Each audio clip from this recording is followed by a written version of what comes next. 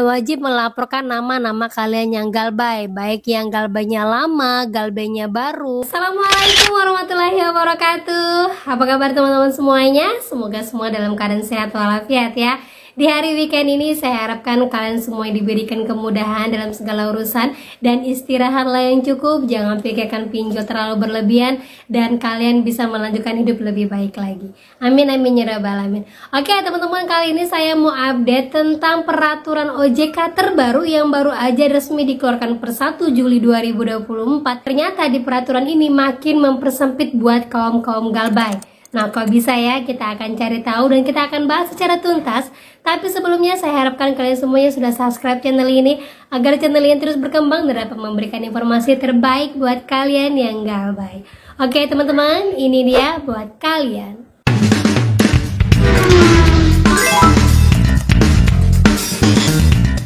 Oke teman-teman, sebelumnya kita update dulu ya tentang berita viral, yaitu ada sekitar puluhan calon karyawan yang ternyata datanya digunakan untuk pinjol. Dan sekarang sudah mencapai kerugian sebesar 1 miliar lebih karena ada puluhan nama yang digunakan. Dan ini sudah mulai terjadi di sosial media manapun. Salah satu contohnya itu ada di sekitaran Batam, daerah Batam saya sendiri ya, sudah mencari-cari informasi lowongan pekerjaan seperti ini. Dan kalau kalian menemukan salah satu lowongan pekerjaan yang gajinya tidak masuk akal dengan mode pekerjaan yang tidak terlalu berat, kalian perlu waspadai. Karena apa? KTP kalian, nomor WA kalian, alamat kalian adalah data penting yang mungkin bisa dimasukkan ke dalam data-data perpinjolan ataupun spam-spam judi online. Saya yakin sekali karena sekarang itu PHK ada di mana-mana, sementara kehidupan terus harus berjalan dan kebutuhan makin meningkat. Jadi orang kalau melihat lowongan kerja dimanapun pasti akan mencoba untuk melamar karena berharap ini akan baik-baik saja. Ternyata banyak sindikat-sindikat yang menggunakan data kita untuk perpinjolan. Jadi buat teman-teman semuanya, kalau kalian mau melamar pekerjaan, yang harus kalian ketahui pertama kali, jangan pernah melampirkan KTP dulu sampai nanti kalian dipanggil untuk interview. Baru kalau seandainya diterima, kalian bisa serahkan KTP kalian sebagai bentuk data untuk HRD dan selanjutnya. Kemudian jangan berikan alamat asli ya, jangan berikan alamat asli terlalu detail. Maksudnya misalnya alamat rumah kalian perumahan Gading Gajah, udah itu aja, blok RT RW-nya nanti aja. Tunggu sampai memang adanya panggilan berikutnya baru kalian berikan informasi secara detail ya. Terus lagi yang ketiga, kalian bisa memberikan nomor telepon asli kalian, tapi usahakan nomor telepon itu adalah nomor telepon yang bukan utama. Seandainya kalian saat ini punya nomor telepon lain ataupun bukan nomor telepon yang ada mobile bankingnya, usahakan nomor telepon yang bukan utama. Tapi kalau memang nomor telepon itu hanya satu-satunya milik kalian, ya sudah, mobile bankingnya usahakan untuk dikunci sebaik-baik mungkin. Gitu teman-teman ya, karena apa? Sekarang sindikat untuk digital itu sudah banyak sekali. Jadi sangat hati-hati dalam melamar pekerjaan, baik itu pekerjaan yang biasa saja ataupun di perusahaan besar sekalipun. Gitu teman-teman ya. Oke, lanjut lagi teman-teman ya. Kita mau ke peraturan OJK terbaru yang baru saja dikeluarkan atau diresmikan sama OJK per 1 Juli dengan nomor SEOJK nomor 1 garis miring SEOJK.06 tahun 2024 tentang tata cara mekanisme penyampaian data transaksi pendanaan dan pelaporan penyelenggaraan pelayanan pendanaan bersama berbasis teknologi atau LPBBI. Ya, jadi di sini terisi bahwa semua pinjol yang tergabung dalam P2P Lending wajib melaporkan data nasabah yang tergolong macet ataupun tidak macet yang nantinya akan sama-sama dimasukkan dalam satu sistem yang bernama FDC atau Fintech Data Center dan nantinya akan diolah menjadi masuk ke dalam Slik OJK. Nah, di sini disebutkan mengenai adanya penerapan SEOJK itu Fintech P2P Lending PT Akselerasi Usaha Indonesia atau Akseler menyebut industri fintech lending sebenarnya sudah menyampaikan data tersebut sejak beberapa tahun yang lalu. Namun perbedaannya menurut Ivan Nicholas Tambunan saat ini ditingkatkan sistemnya menjadi pusat data fintech lending Pusdafil 2.0 agar data lebih seragam dan akurat. Kemudian adapun sejumlah poin penting dalam SEOJK tersebut seperti penyelenggara fintech lending wajib menyampaikan data transaksi pendanaan dengan benar lengkap kepada Pusat Data Fintech Lending Otorita Jasa Keuangan. Nah, jadi maksudnya di sini teman-teman ya, mulai per 1 Juli 2024 ini semua P2P Lending wajib melaporkan nama-nama kalian yang galbay, baik yang galbaynya lama, galbaynya baru, ataupun baru akan melakukan pinjaman, yang nantinya semua data itu masuk ke dalam Fintech Data Center atau yang biasa disebut dengan Pusdafil 2.0.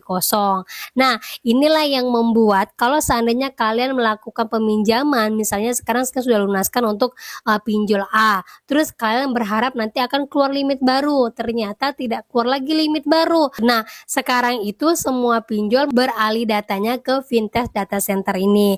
Jadi kalau seandainya kalian mau melunaskan dan berharap lagi untuk mendapatkan limit, mulai sekarang jangan berpikir seperti itu.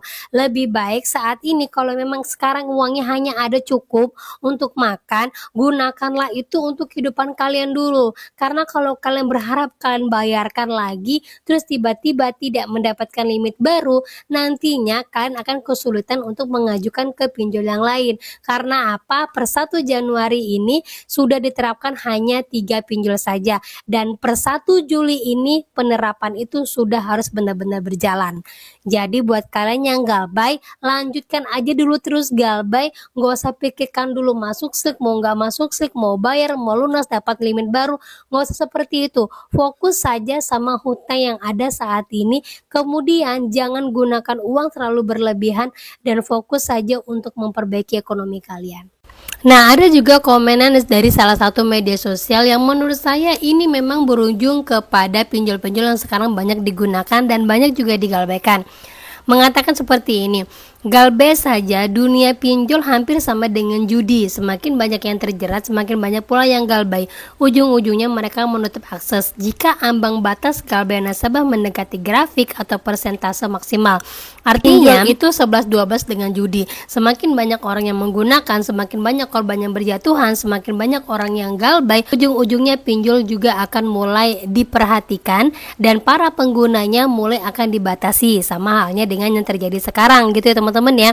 Jadi kalau seandainya kalian mau galbay, lanjut galbay saja, nggak usah khawatirkan ini itu, karena ujung-ujungnya semua pinjol itu membutuhkan nasabah. Salah satu contohnya seperti ini. Nah, ini yang sudah lunas, yang sudah tidak melakukan pinjaman, masih ditawarin bentuk-bentuk yang seperti ini. Ini contoh penawaran dari marketingnya, mengatakan mereka bawa dari Dana Cita, OJK dan AFI. Sebenarnya memang Dana Cita ini OJK, tetapi kalau masuknya lewat link udah otomatis Dana Cita ini masuknya ilegal. Yakin kali saya teman-teman ya. Nah, lanjut lagi, ada juga promo yang modelnya seperti ini. Nah, yang seperti ini teman-teman. Nasabah yang terhormat, pinjaman Anda telah disetujui dengan limit Anda sampai dengan 10 juta.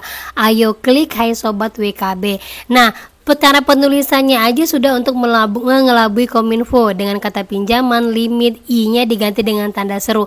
Berarti ini real pinjol ilegal ataupun jenis-jenis ilegal yang lain. Jadi kalau kalian tidak pernah melakukan pinjaman, terus kalian merasa kok sudah ada cair, ada DM seperti ini atau masuk pesan-pesan seperti ini, semua jangan digubris, langsung aja dihapus pesanannya karena ini mengarah kepada ilegal. Kalau seandainya pun kalian klik, otomatis nanti kalau tidak ada dana yang masuk, berarti yang diambil adalah data-data kita. Nah, itu dia teman-temannya. Walaupun saya tahu banyak sekali peraturan OJK yang saat ini memperketat buat nasabah galbay untuk tidak bisa galbay, nasabah-nasabah yang dinilai mereka nakal, mangkir dan tidak mau membayar, mempersempit ruang geraknya. Tapi saya yakin sekali banyak marketing yang akan menggoda kalian. Karena apa? Setiap pinjol bisa berputar itu ketika ada nasabahnya.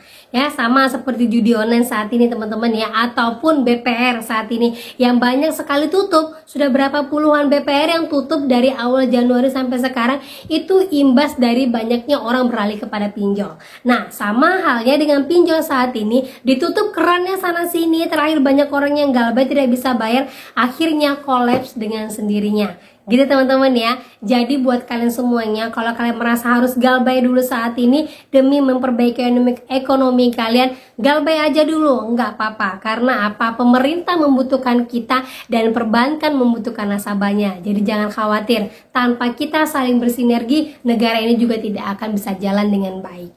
gitu ya. Nah itu dia informasi yang bisa saya sampaikan buat kalian semuanya. Semoga menjadi informasi terbaik dan mood booster di weekend ini, dan kalian lebih kuat mental lagi, semangat dari hari ke hari. Akhir kata saya ucapkan Assalamualaikum warahmatullahi wabarakatuh.